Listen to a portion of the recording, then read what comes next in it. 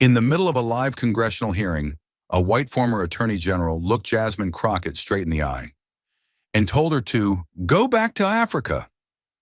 What Jasmine did next wasn't loud, but it was deadly. She didn't argue. She opened a Justice Department file that exposed years of racial discrimination under Bondi's leadership, harsher sentencing for black defendants, political pressure to crack down on minority groups, to gain voter approval. So the question is, what happens when the truth walks into power and refuses to back down? Stay with us. This is a story worth every second of your time. Washington, D.C., Wednesday morning. The air outside was dry and sharp, like a blade. Inside the Capitol, hearing room 4A was packed wall to wall. Every seat reserved for the public had been filled since sunrise. Cameras lined the back of the room, network crews, press reporters, independent streamers, all pointed at two microphones in the center of the hearing floor.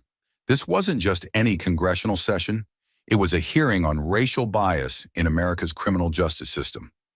People hadn't come to listen. They came to witness, to find out if justice in this country truly wore a blindfold or just turned its face away from certain skin tones. On the left side of the table sat Jasmine Crockett, a black congresswoman from Texas, former criminal defense attorney with over 100 courtroom victories. She wore a navy blue suit, sat upright like a steel rod, and held the gaze of the room like a conductor leading a symphony. Jasmine didn't come to perform. She came to prosecute. She was the embodiment of a new wave in America, young, brilliant, and unafraid to confront the awry in the system, not just with passion, but with proof. Across from her sat Pam Bondi, former Attorney General of Florida, blonde, composed, exuding the chill of courtroom confidence. Her career had been built on tough-on-crime policies, praised by conservatives, criticized by civil rights groups for racial disparities in prosecutions. Today, she wasn't behind a podium of power. She was answering, or at least expected to. But this wasn't just a meeting between two public officials. It was a collision between two American realities. On one side, reform, accountability, the demand for equity. On the other, tradition, order, and the fear that change could unravel a nation too proud to admit its flaws. Two women, two skin tones, two visions of America, and one burning question hanging in the air. Does justice in America see color? The room had settled. The cameras were locked in place, red lights blinking steadily like waiting eyes. Pages stopped rustling. Phones were on silent. Reporters held pens just above their notepads, waiting not just to transcribe, but to capture a moment. This was that kind of morning, the kind history books footnote, the kind you never forget. A senior clerk stood and called the hearing to order. The Committee on Justice and Civil Rights is now in session. Chairs shifted, suits straightened. The chairman, a gray-haired man from Oregon with a voice like sandpaper, offered brief remarks, then nodded toward Jasmine Crockett. She cleared her throat, once, not out of nervousness, but focus. Her eyes didn't search the room. They locked onto it, unyielding. Good morning, Mr. Chairman, members of the committee.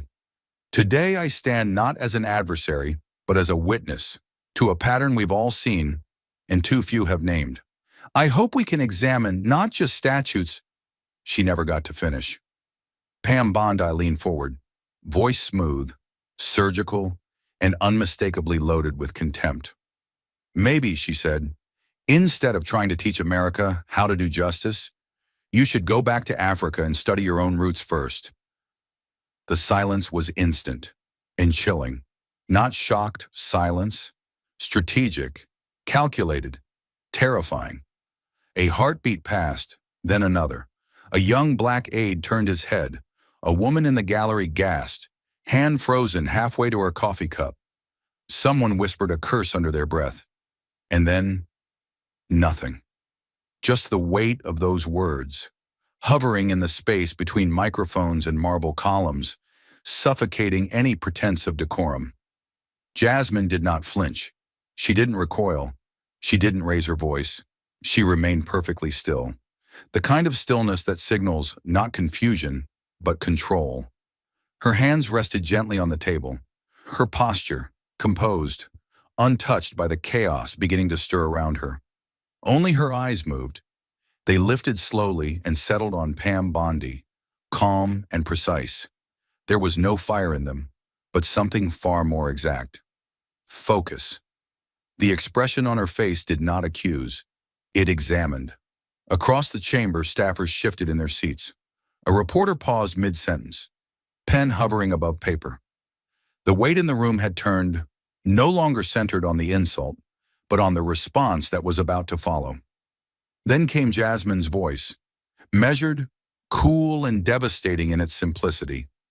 "I'm sorry," she said softly. "What did you just say?" It wasn't a request. It was a reckoning. The question didn't fill the space. It emptied it, forcing everyone to confront the ugliness now hanging in the air. No longer deniable. No echo. No murmuring.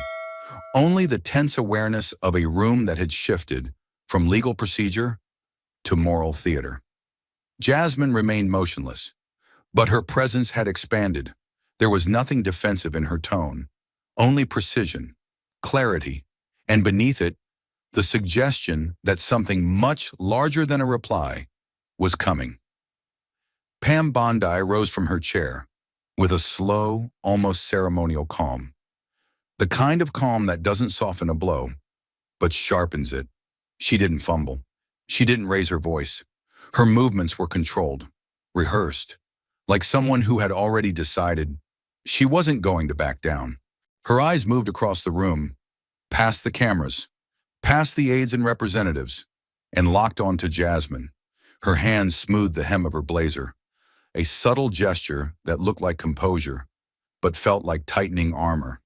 Then she leaned slightly forward, adjusted the mic, and spoke, with the clarity of someone who wanted her words to carry, not just through the chamber, but through every living room in America.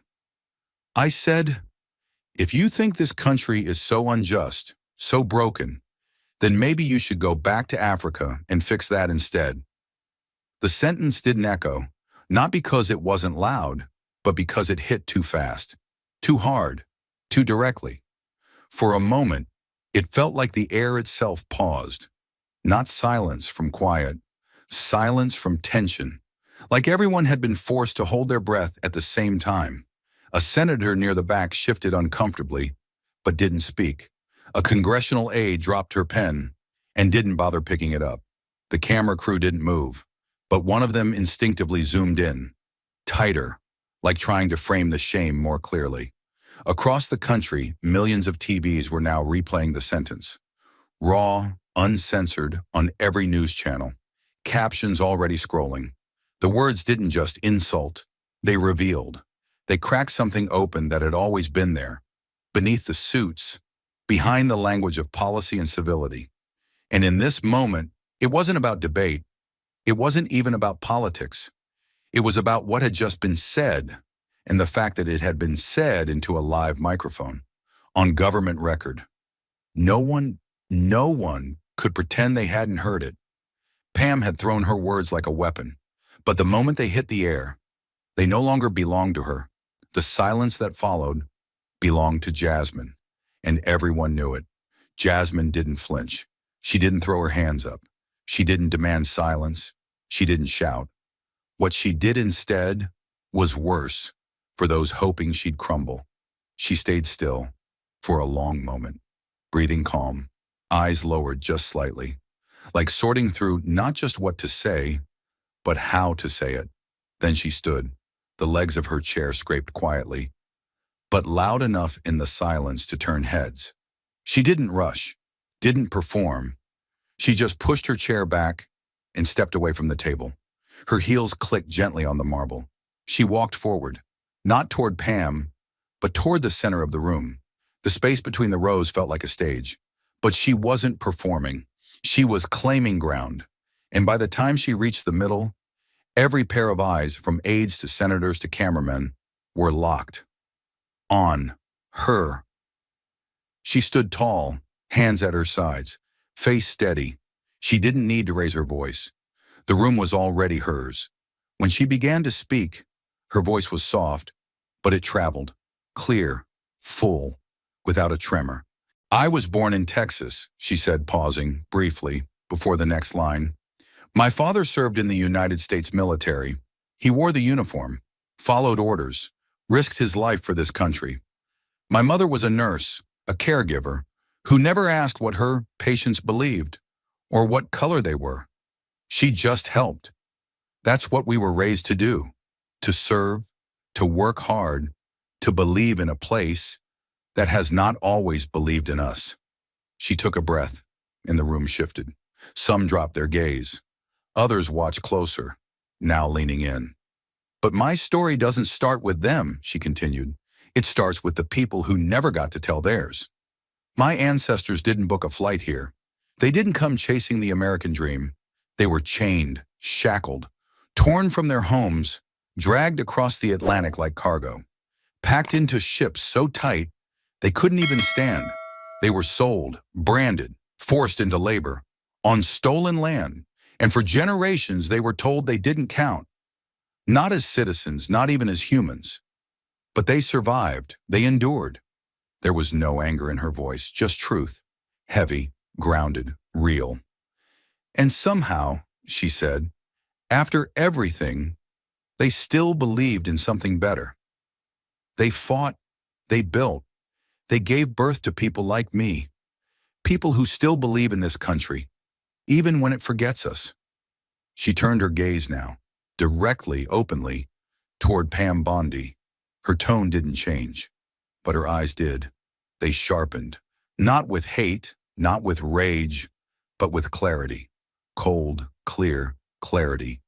You want me to go back to Africa? Her voice steady as stone. Let me tell you something. I was here before you were born. My family's blood was in this soil, before your family ever signed a mortgage. We were here before your laws let us vote, before your schools let us learn, before your sidewalks had our names carved into history. Her voice didn't rise, but its weight grew heavier with every word. You look at me and see someone who doesn't belong, but I'm not the guest here. I'm the foundation. You don't get to ask me to leave a house that was built on the backs of my ancestors. You don't get to erase the pain, the work, the dignity that came long before you could even stand in this room. There were no gasps now, only silence, dense, loaded, listening. Jasmine's voice dropped even lower. You say I should leave? That I should go back? My people died here. They gave birth here. They were buried, without names, without gravestones, without justice. But they stayed, and I'm still here. She paused, not for applause, not for effect, but because the weight needed room to settle. She looked around the room, not seeking approval, just making sure there was no escape from what had just been said. So no, she said softly but unshakably. I'm not going back. I'm not leaving. I belong here. And I'm not the one who needs to be reminded of that. Jasmine had just claimed her history, but now she turned to the thing power fears most. Proof. Jasmine didn't turn up the volume. She didn't change her tone. But something shifted. Her stance steadied, her shoulders squared, her hands still, her voice now a touch firmer, like someone moving from memory into evidence. She returned to her seat, only long enough to reach down into a plain, black leather folder resting under her desk. The moment her hand pulled out the document, the energy in the room changed. It was thick, heavy, a pale gray cover, with a red diagonal stamp across the front. Confidential, DOJ Florida 2018.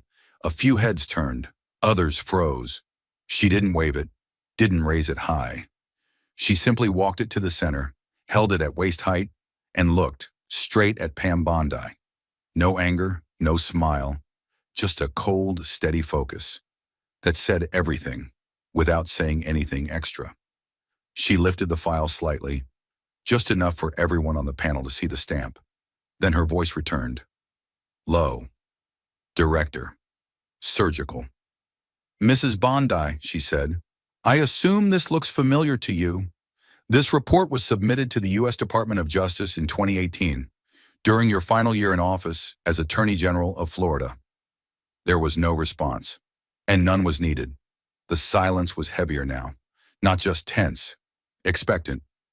Jasmine opened the folder, slowly. Inside, pages dog-eared, highlighted, annotated. She knew it inside out. She had read it more times than she wanted to admit. She flipped to the first marked tab, thumb pressing down, firm. The paper rustled. That was the only sound in the room. She didn't read right away. She let the sight of the report sit in the air, breathe. Then she looked up again, not to the crowd, not to the cameras, but straight into the face of the woman who had told her to go back to Africa. "This document," she said clearly, "is not an opinion. It is not hearsay.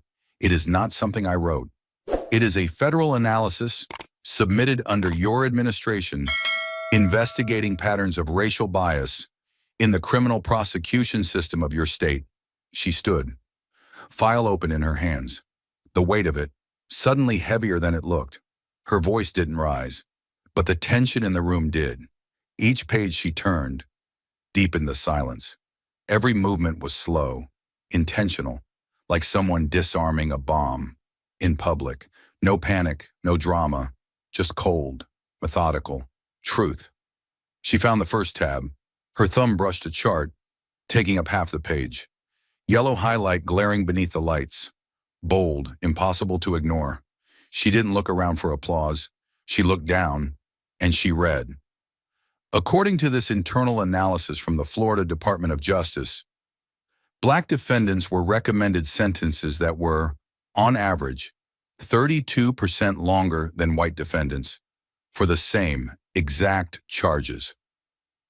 She looked up, not dramatically, just directly, as if asking, "Can anyone explain that number for me?" No one did. She continued. Same charge, same courtroom, same judge sometimes, but one person walks out with probation and another with years. She flipped to the next tab. A small red note stuck out, like a wound. Her eyes scanned the paragraph, only a second. Then she read it aloud. Prosecutors showed a documented pattern, that's the language here, of upgrading charges when the defendant's surname appeared to be African or Hispanic in origin. That means the only thing changing was the name, not the evidence, not the facts, just the name. Her voice didn't shake, but it slowed. It had to, because these weren't just stats. These were lives. Your last name could be Martinez, or Abdul, or King, and that alone might mean the difference between community service and prison. The report doesn't speculate on intent. It doesn't need to. The numbers speak loud enough. She turned another page, slower this time, the kind of slow that makes people hold their breath. Page 47, she said softly, analysis of wrongful arrests across the state. 87% of them happened in predominantly Black or Latino neighborhoods. 87%. She paused, let that sit, then continued. Of those cases, less than 5% resulted in any formal apology. None, zero, resulted in financial restitution. People were arrested, taken from their homes, humiliated, sometimes held for days, and then just released. No explanation, no accountability, no justice. The statistics were damning, the patterns undeniable. But what came next, it was what silenced even the most stubborn defender. A sentence, written by one of their own. The pages no longer shook in Jasmine's hands. Her voice, calm, almost slow, like a judge handing down a sentence after a trial too long ignored.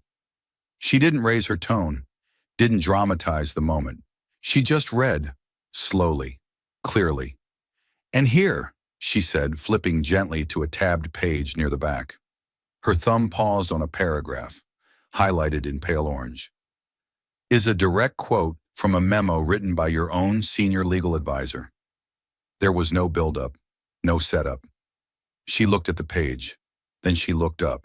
and with the same unshaken tone, she read the sentence aloud, word for word, like a blade slicing through air. There is pressure from upper leadership to crack down harder on minority suspects, especially in election years, in order to maintain support from the base. The words didn't echo. They didn't need to. They hung there, thick, heavy, like fog. No one could now pretend wasn't real. The silence that followed wasn't awkward. It was suffocating. No one shuffled papers. No one whispered strategy. Even the cameras seemed to slow, as if afraid of blinking. Somewhere in the back row, someone whispered, barely audible, "Jesus Christ."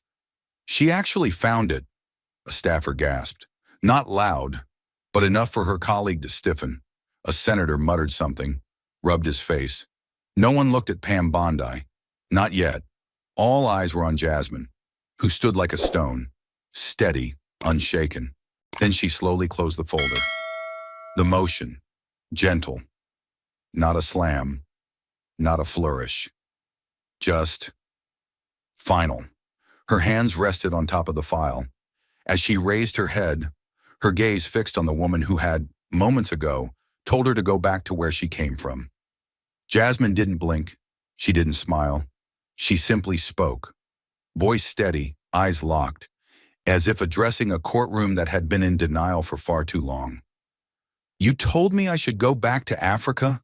Her tone stripped of all emotion, except truth. "Maybe you should go back and read the documents from the country you helped run." Her words didn't come like bullets.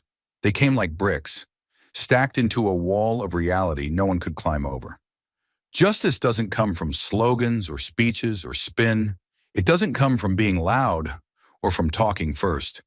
It comes from courage and from facing the truth, even when it's ugly, even when it's yours.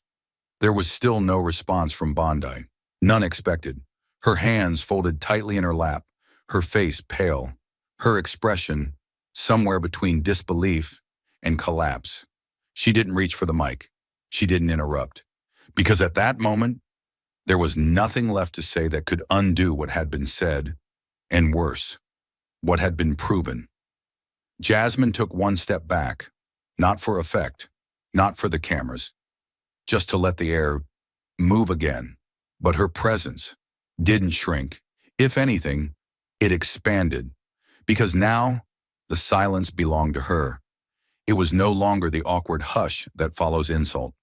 It was the heavy quiet that comes when someone delivers truth so clearly, so plainly, that there is no room left to argue.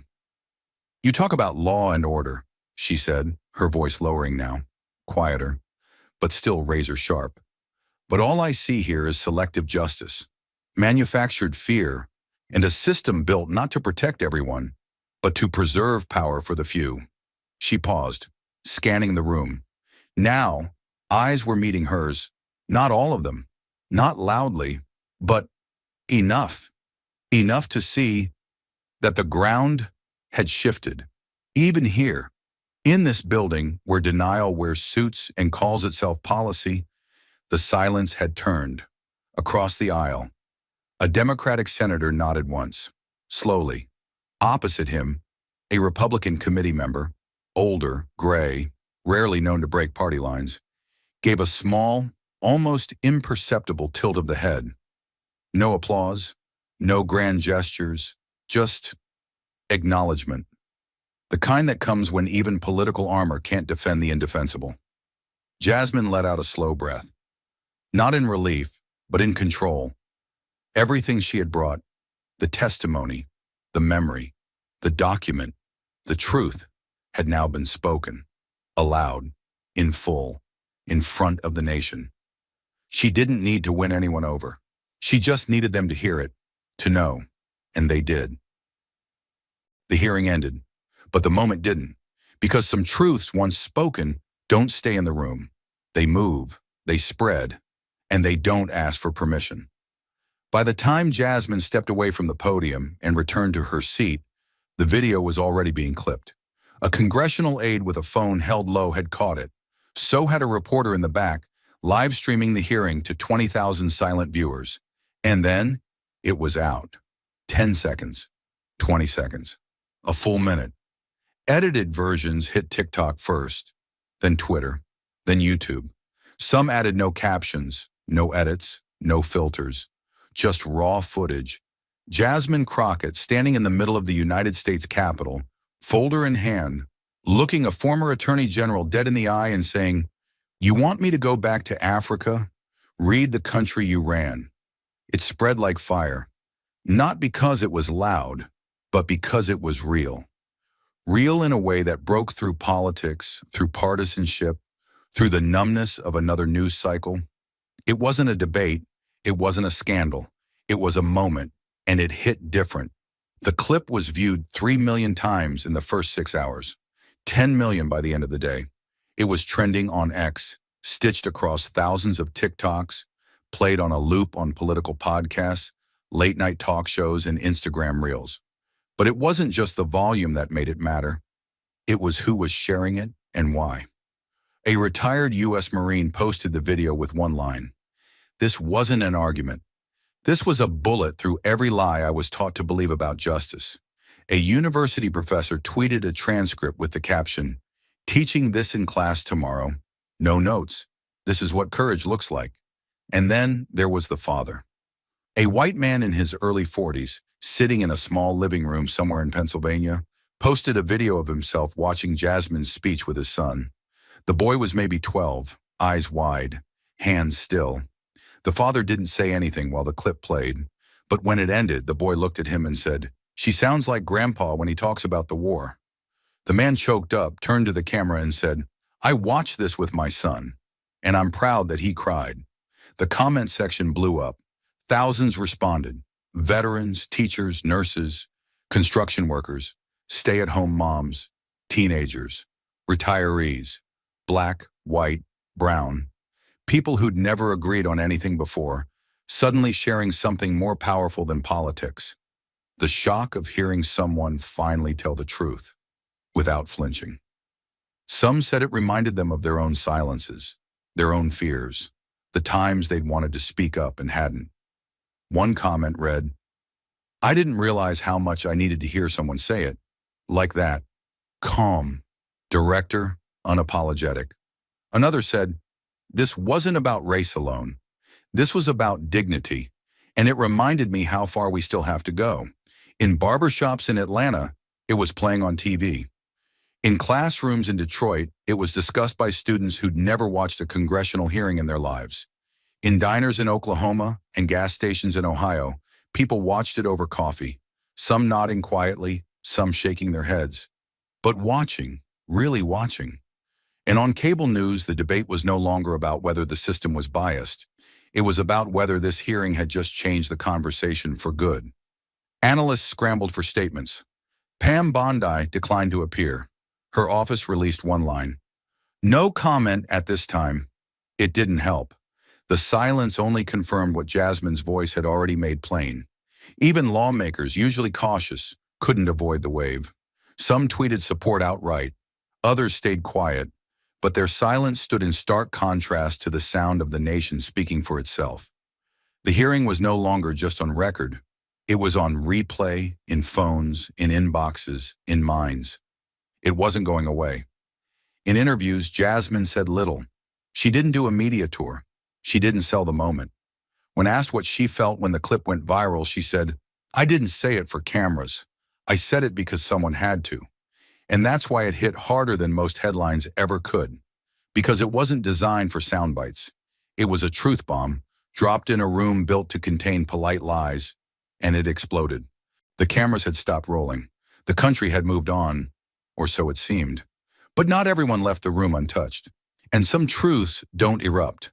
They erode. One quiet hour at a time, Pam Bondi sat alone. Not just physically, though that too was true. Her staff had scattered. The aides who usually hovered with notebooks and water bottles were nowhere in sight. No reporters chased her for quotes. No senators offered a handshake. Not even a single "we'll talk later." Just silence. Thick, dense, and unfamiliar. She sat at the edge of a cold marble bench in a back corridor of the Capitol, far from the bright lights and bold voices. The hearing room was empty now, its chairs pushed back in uneven rows, the air still holding the electricity of what had happened just an hour earlier. Pam had slipped out the side door quietly, not because she was ashamed, not yet, but because she didn't know what to do next. And that, for someone like her, was unfamiliar, frightening even. She stared at the floor. The tile pattern, crisp black diamonds against white, seemed suddenly more complicated than she remembered. Every breath she took felt just slightly heavier than it should have. She adjusted her jacket, smoothed the crease of her skirt. Little gestures to fill the quiet. But it didn't help. Nothing helped. Not when the words were still echoing in her head. Jasmine's voice calm and unflinching. Maybe you should go back and read the documents from the country you helped run. Pam had been in tough rooms before. She'd argued with judges, sparred with journalists, weathered scandals and smear campaigns. But this was different. This wasn't a headline. This wasn't a fight she could spin in post. This had landed, not just out there, inside. And suddenly, without warning, her mind drifted, not to the moment on camera, but to something much further back, something she hadn't thought about in years. She was 22, law school, broke, proud, and stupid. She'd parked in the wrong lot after hours, university property, no sticker. And inside the car, a bottle of wine, half finished, forgotten from a night before.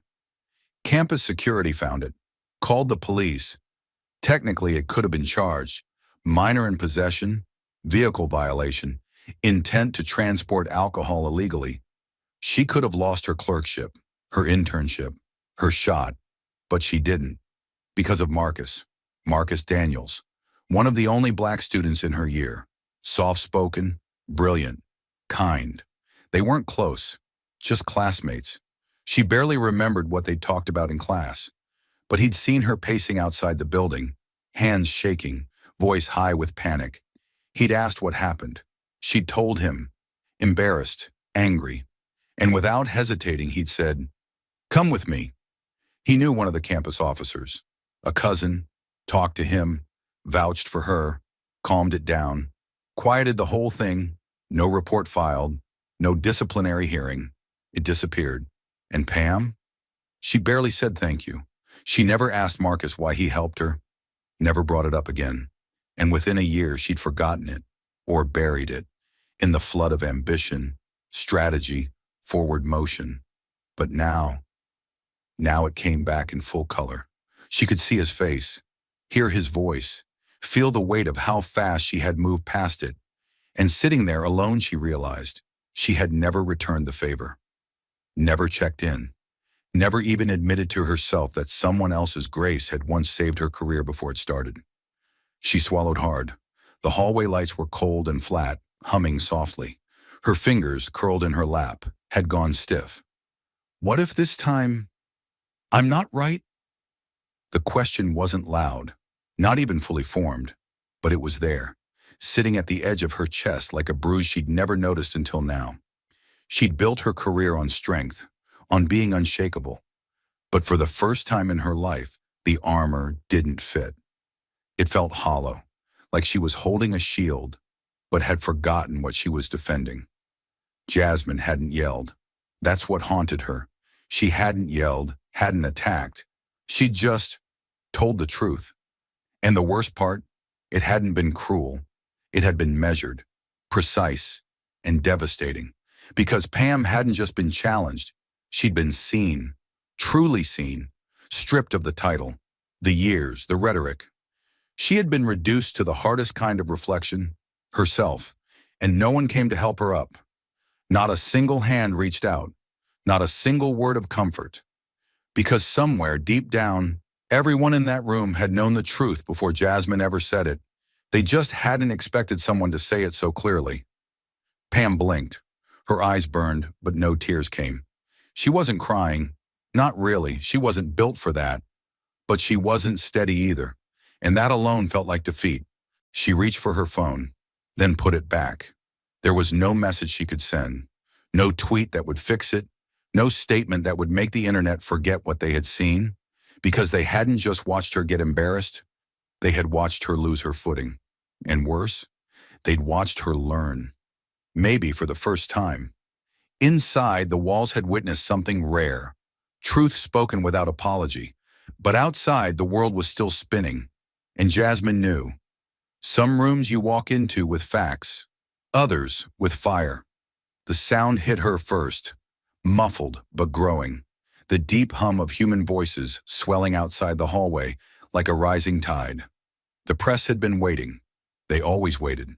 But this time they weren't just covering a story. They were chasing something no one had expected to unfold live, a reckoning broadcast in real time. Jasmine stood behind the heavy oak doors of the hearing room, her hands still resting on the leather folder she had carried to the podium. It felt lighter now, as if some weight had transferred from her chest into the air. She breathed once deeply, not to calm herself. She didn't need calming. She needed focus. Behind her, the chamber was emptying. Members of the committee filtered out through side exits, some deliberately avoiding eye contact, others glancing at her before looking quickly away. No one stopped her. No one asked for a comment. They didn't have to. The room had already spoken, and not a single voice had challenged her in those final moments. A young staffer opened the double doors. The sound hit full force now, reporters shouting over each other, cameras flashing in bursts. A crush of bodies held back by velvet ropes and security lines, all pointed in one direction. Hers. Jasmine straightened her blazer. No mirror check, no fixing her hair. She adjusted the folder in her hand, stepped forward, and walked through the doors into the chaos. The flashbulbs lit her up instantly, a wall of light, like the surface of a wave crashing against stone. Voices bombarded her. Congresswoman Crockett, do you plan to file ethics charges? How do you respond to those calling your comments divisive? Do you believe Pam Bondi should resign from her current advisory role? She didn't answer immediately. She walked slow, deliberate steps down the long, marbled hallway, the click of her heels swallowed by the barrage of questions and shutter clicks. Security guards flanked her, but not tightly. They didn't guide her. They just moved in rhythm, like they knew she didn't need protection from the crowd, only space. She reached the press line, a half-moon of microphones, reporters, and live stream phones. She stopped, and the room, if it could be called that, changed. Because Jasmine Crockett didn't flinch. She didn't wave. She didn't smile. She didn't raise a hand to quiet them. She simply looked forward, locked eyes with the first camera she saw, and waited until the crowd stilled, until it realized that silence, not noise, would get them answers. Let me be clear, she began, her voice even, firm, caring without shouting. What happened today was not planned. I didn't come into that room looking for a fight. The reporters leaned forward, notebooks ready, thumbs on phones, waiting. But I came prepared to speak the truth, and when I was told, in front of my colleagues and the American people, that I should go back to Africa, I had a choice. She paused. Not for drama, for control. I could have responded with anger. I could have walked out, or I could do what every black woman in this country has had to do for generations. Stay in the room, stay calm, and speak anyway. The flashbulbs went off again, slower now, less frantic, more focused. What you saw wasn't an attack. It wasn't even a defense. It was a mirror. And what it reflected, some people weren't ready to see. She held up the folder again, now closed but still present. This document isn't about me. It's about years of data, of patterns, of pain that's been papered over by bureaucracy. That pain deserves more than silence.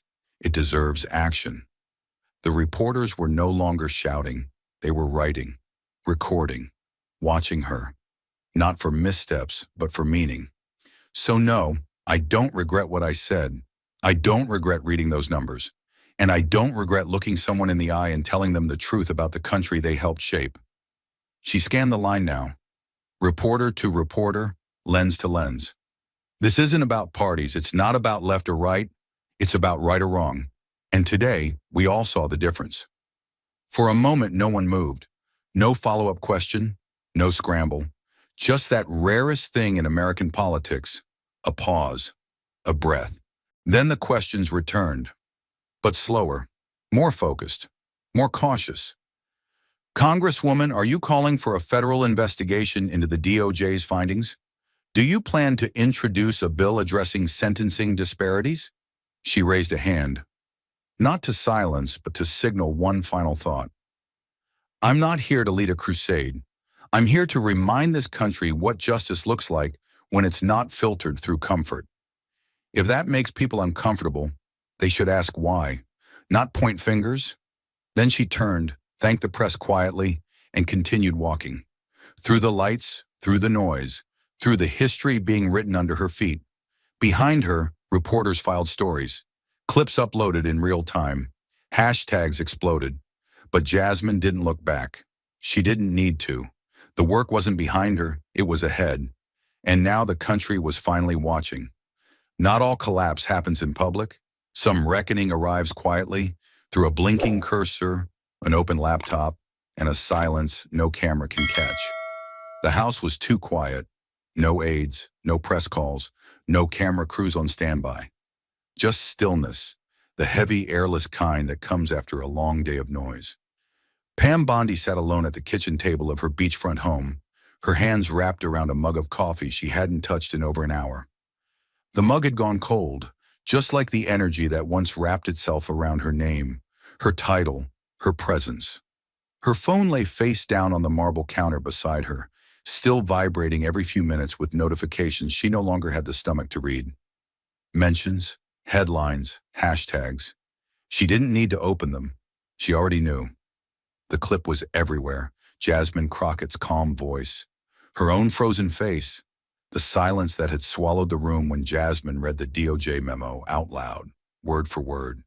It wasn't just embarrassment, it was exposure. And for the first time in years, no one was coming to fix it for her. The laptop sat open in front of her, a blank screen, a blinking cursor. She hadn't planned to write anything.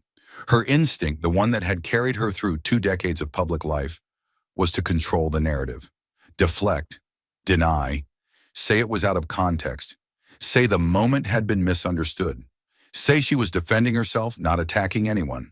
The classic playbook, but this time her hands had refused to move. Her gut wouldn't cooperate, because this time, she knew. She rested her elbows on the table, head heavy. Outside, the Florida sky was melting from orange to dark, but inside she felt like she'd just walked off a cliff. Then, without fully knowing why, she began to type. Congresswoman Crockett. The words sat on the screen, stiff and too formal. She deleted the dash, backspaced, rewrote. I don't expect forgiveness. I'm not sure I deserve it, but I want to say what I should have said in that room, what I should have remembered long before this week. Her fingers hesitated, then moved again. The words didn't come in a rush. They came like bricks, heavy, careful, one at a time. We don't always notice the water we're swimming in until someone drains the pool. And this week, you drained it for me. She paused. The silence deepened. Across the table sat a folder, the same one her legal assistant had brought her earlier, printouts from the DOJ's internal investigation, the very one Jasmine had read aloud. Pam had skimmed it that morning. After the hearing, she read it again, cover to cover, page by page. No interruptions, no staff commentary, and she couldn't deny it anymore. The numbers were real, the language was real, the pattern was real, and so was the weight she'd always pretended not to carry. She reached for the keyboard again. I wasn't ready to face it, because it's easier to pretend you're the hero in your story, even when the evidence says otherwise. Then came the memory, uninvited, vivid. Law school, age 22. A parking ticket that could have become something bigger. A forgotten wine bottle in the back seat. A security guard ready to escalate. And Marcus Daniels. Marcus had been a year ahead of her. Quiet, brilliant, black.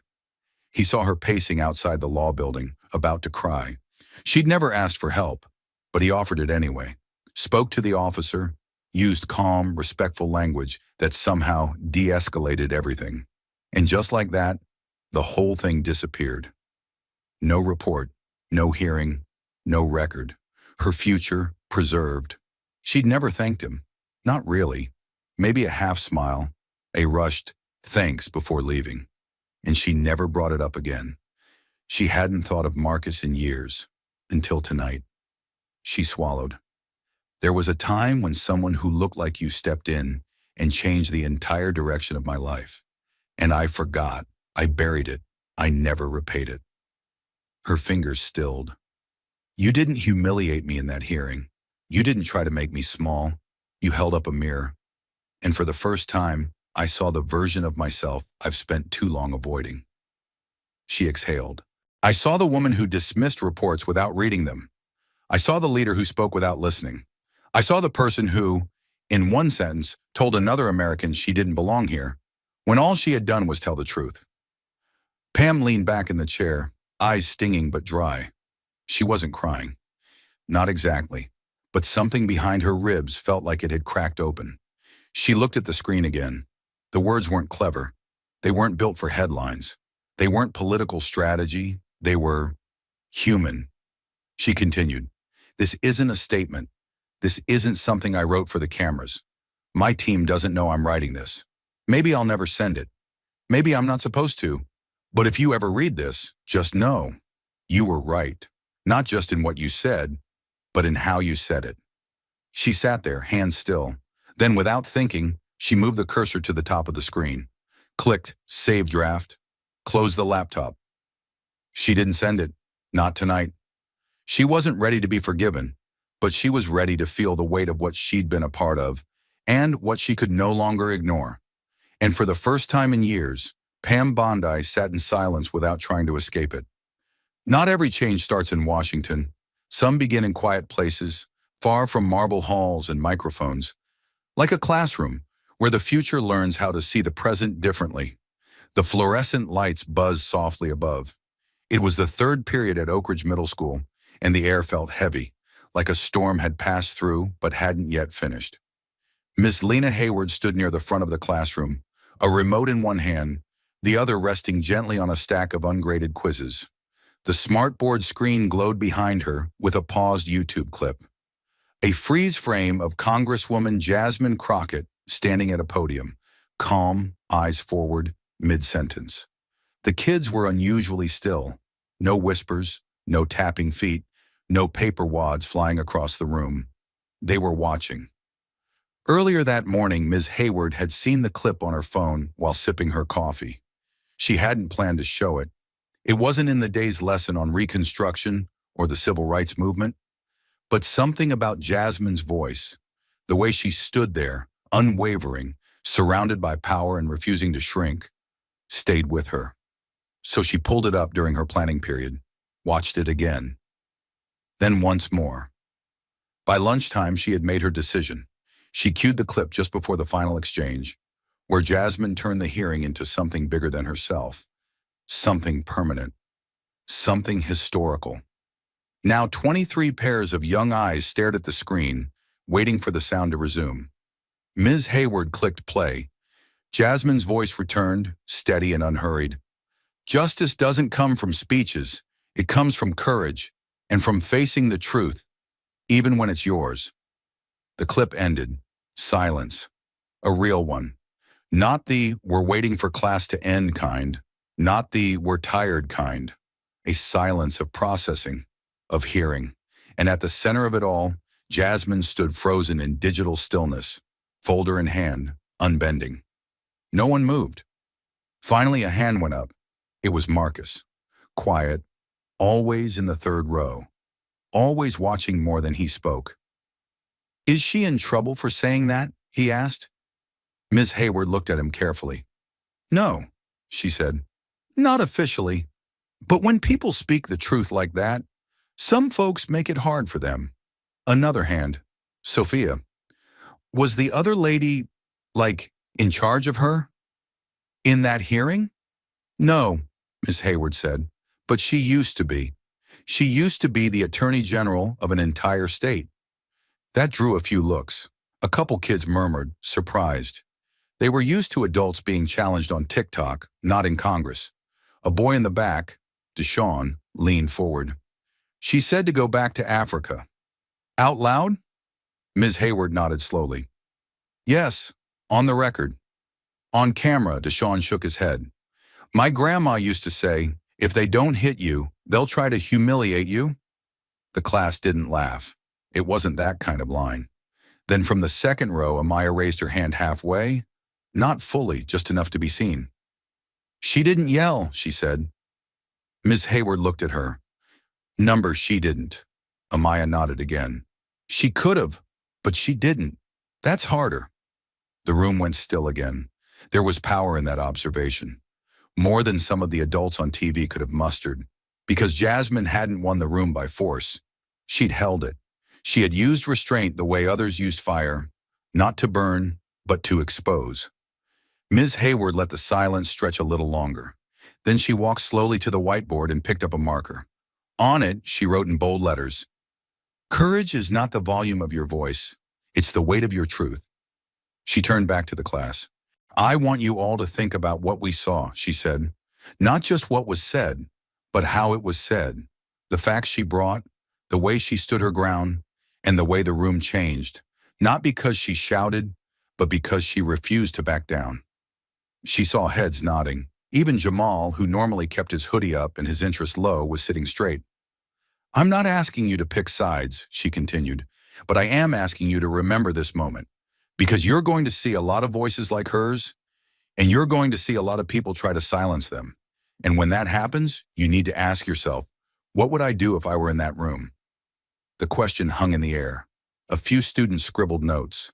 Others stared at the screen, still seeing Jasmine there. Then at the very back, a girl named Rachel raised her hand. My dad saw it, she said. He came home from work and he showed it to me. Said it reminded him of something his mom used to tell him. That truth is heavy, and most people are too scared to carry it. Ms. Hayward smiled softly. He's right. The bell rang, but no one jumped. No one rushed the door. A few kids packed up slowly. A few stayed to ask more questions. And as they filtered out, Ms. Hayward looked at the paused frame one last time. Jasmine's still image, eyes forward, unsmiling, undeniable. She thought of how many textbooks had skipped people like her. She thought of how many young minds had waited too long to hear someone like Jasmine speak. And then, in that quiet classroom in Mississippi, she closed the video. But she knew. The conversation had only just begun. The story had played out in courtrooms and classrooms, on screens and sidewalks. But the real question wasn't about what was said. It was about what we took from it, and what we do now. In the days that followed, the world didn't stop, but it slowed, like a held breath that wasn't ready to be released.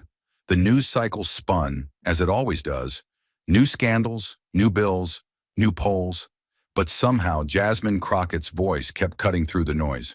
Not because she shouted, not because she made herself the center, but because her truth didn't need anything louder than clarity. And in that clarity, something had shifted. Not just for the people in that hearing, but for everyone watching. It was as if the country, so used to deflection and denial, had stumbled into a mirror and finally stopped pretending it didn't recognize its own reflection. The story could have ended there, with the applause, with the silence, with Pam's shattered expression and Jasmine's calm command of the room. But real stories don't end with claps or camera fades. Real stories end, or begin, when we ask ourselves what we're meant to carry from them. Because this wasn't just about one insult in one hearing. It wasn't just about two women or two ideologies. It was about what happens when we finally listen, not just to the data or the drama, but to the truth that's been waiting generations to be heard. The human lesson wasn't subtle. It never is. Injustice doesn't arrive with fireworks. It arrives in small decisions, sentencing memos, memos buried in files, a shrug at the word bias, a smile at the wrong joke, a silence when someone's dignity is stepped on. And that's what made Jasmine's response so radical. Not that she spoke truth, but that she spoke it in a room designed to ignore it.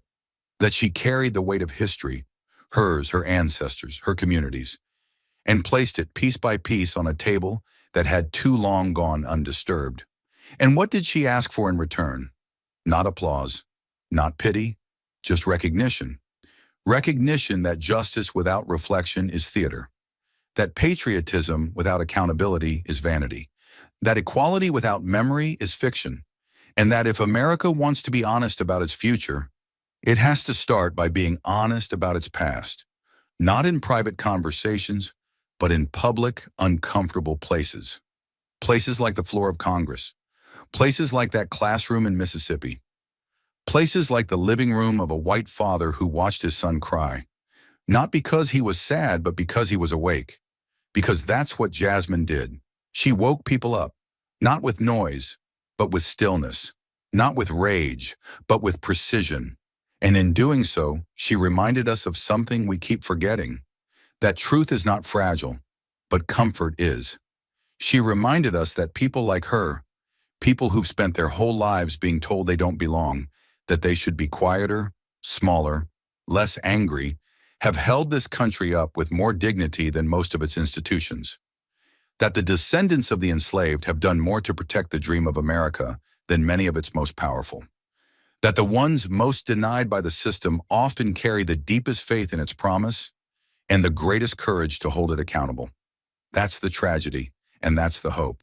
Because what Jasmine exposed wasn't just the gap between word and action, it was the cost of that gap, measured not in headlines but in lives, in freedom denied, in time stolen, in families fractured by sentencing guidelines, by courtroom bias, by the cold, quiet racism of a neutral system. And yet, she stood there anyway. She didn't run. She didn't fold.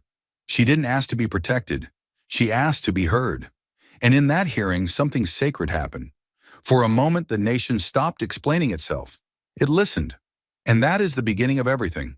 Because systems don't change through shame. They change through reckoning, through the painful public act of admitting what has always been true and daring to become something better. Jasmine's power wasn't in her anger. It was in her grace. Grace rooted in pain. Grace that didn't excuse, that didn't forget, but that chose to speak instead of scream. That chose truth over retaliation. That chose clarity over collapse. And what do we do with that? That's the real question. Because watching isn't enough. Sharing isn't enough. We have to live differently, speak differently, vote differently, teach our children differently. We have to tell the truth, especially when it hurts, especially when it indicts us, especially when it dismantles the stories we grew up thinking were safe. Jasmine didn't end a debate. She started a reckoning. And now the weight of that reckoning doesn't sit on her shoulders anymore. It sits on ours.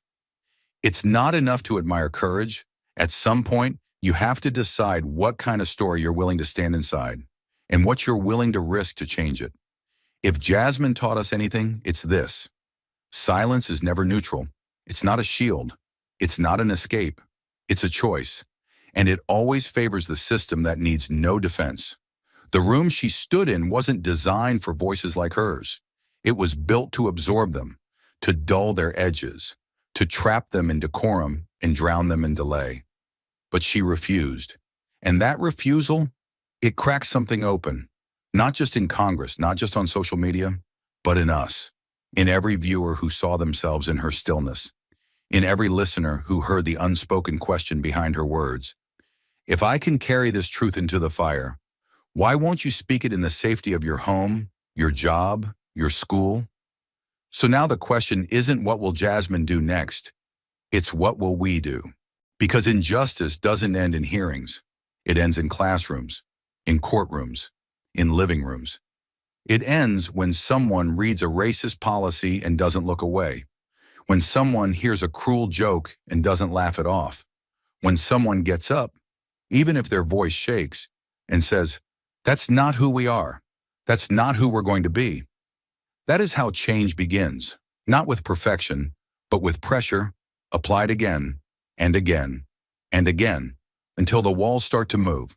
You don't have to run for office to dismantle injustice, but you do have to show up.